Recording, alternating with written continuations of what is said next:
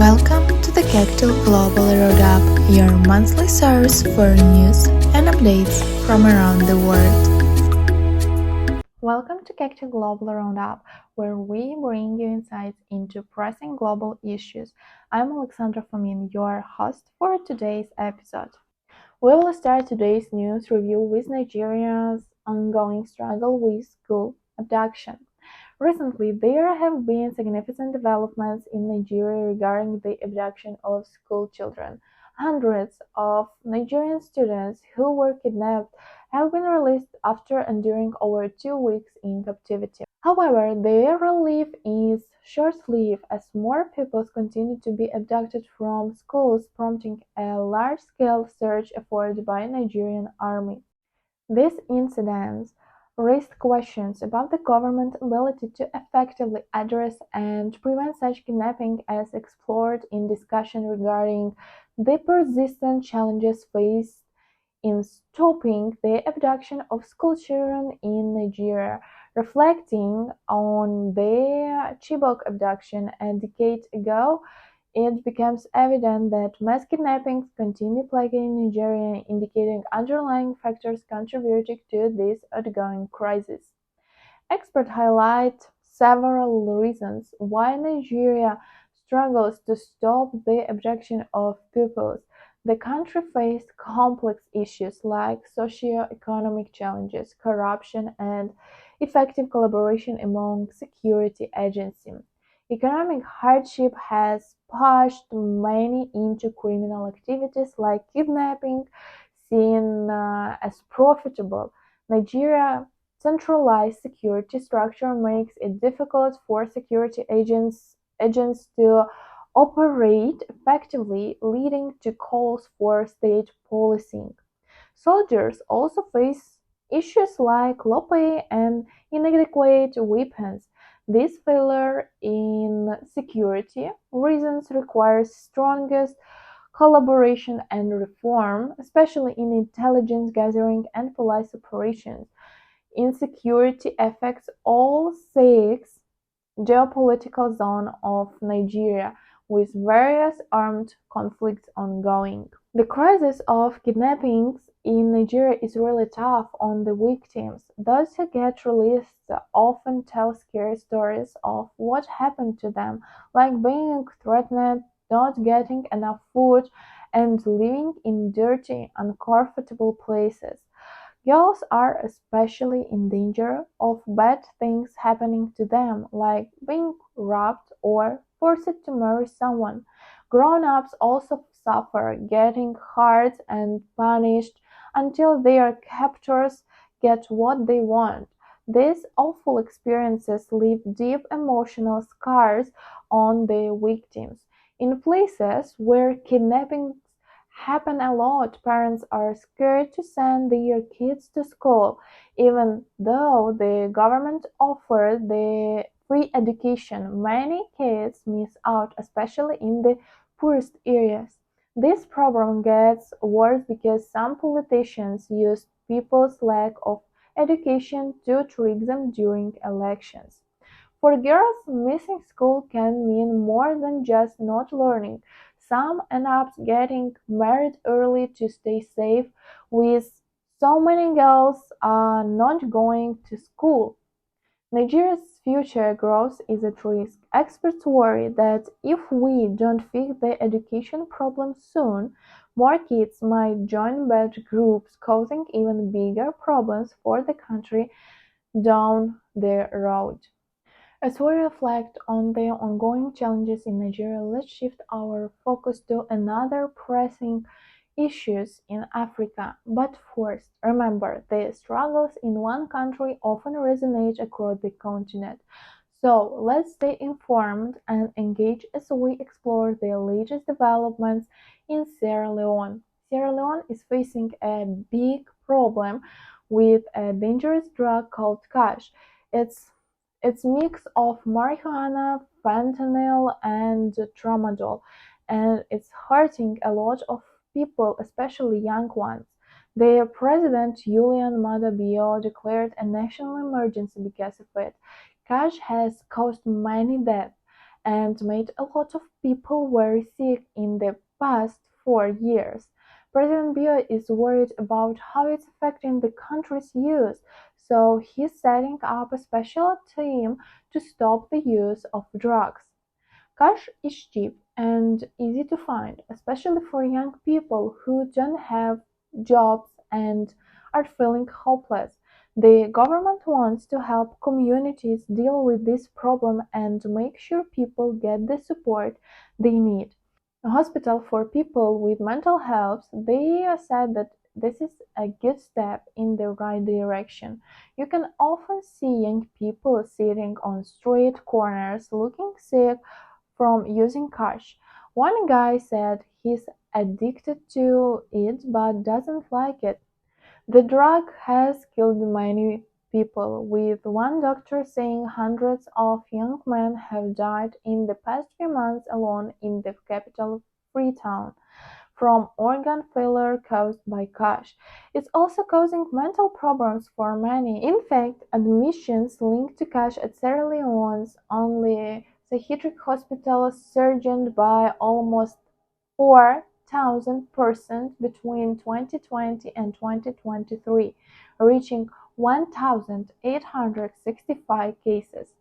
Some people say the government needs to do more to stop kush because it's hurting a lot of people, but experts think the emergency declaration is a good start and will save lives. What do you think about the situation? Write your own thoughts about the steps that will help to deal with the drug problem in the country. From Sierra Leone's pressing corners, let's pivot to the challenges unfolding in Sudan. Over the past years, Sudan has been working on bringing peace and stability after signing of historic peace agreements commemorated at the Paris conference. Leaders and diplomats are meeting at the Paris conference to see how things are going and plan for the future. While some progress has been made, places like Darfur still have problems with fighting. People there need help like food and medicine. The conference showed that countries around the world want to help Sudan become peaceful and successful. Meanwhile, CNN tell us that Sudan has been in civil war for a long time. The war has hurt many people, making them leave their homes and suffer a lot. Even though there have been attempts to stop the fighting, it's still happening. As Sudan looks back on this difficult time, it's a reminder that there's still a lot of work to do to make sure everyone in the country can live in peace. Sudan is a huge country in Africa, but it's also one of the poorest. Many people there don't have much money and life is tough for them. After a coup in 2021, the army took over and became the leader, but there were two important leaders in the army who couldn't agree on what to do next. One was General Abdel Fattah al-Burhan and the other was General Mohammed Hamdan Dagalo. These two generals didn't see eye to eye. They argued about how Sudan should be run and whether civilians should have more say in the government. Things got so heated that fighting broke out between the army and the Rapid Support Force (RSF). People in Sudan, especially those living in the cities, were caught in the middle of this fighting. Many innocent people lost their lives, and others had to flee their homes to escape the violence. The Rapid Support Force is a powerful group that started as a military called the Janjaweed. They've been accused of doing terrible things in the past, like hurting innocent people.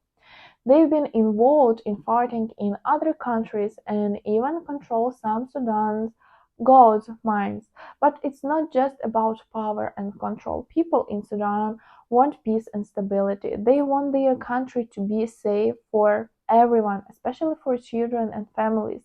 Countries around the world have been trying to help by calling for ceasefire, which means a temporary stop to fighting and asking for peaceful talks to solve the problem.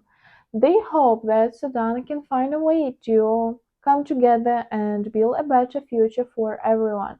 How to build peace in this country is still an open question that the international community and the people of Sudan are working on. While we delved into complexities of the situation in Sudan, let's now shift our focus to another pressing issue unfolding in a different part of the world. But before we do, remember, understanding diverse global challenges enriches our perspective. So let's turn our attention to the latest developments in Ukraine. Ukraine is facing some big challenges right now: war with Russia. And it's important for us to understand what's going on there. We have already talked about how the war started, why it started, and what is important to know about this struggle in our podcast. The link onto each was left in the description below this video. First of all, let's talk about aid. Ukraine really needs help, but unfortunately, the aid they've supported to be getting is stalled. This means they're not getting the support they need to deal with the difficult situation they are facing. Imagine if you needed help with someone, but the help you were counting on didn't come through. That's what Ukraine is dealing with right now. On top of that, they are also facing a shortage of soldiers. This is a big problem because they need people to help defend their country. Without enough soldiers, they're vulnerable to attack from outside forces. It's like trying to protect your home with only a few people when you really need a whole team.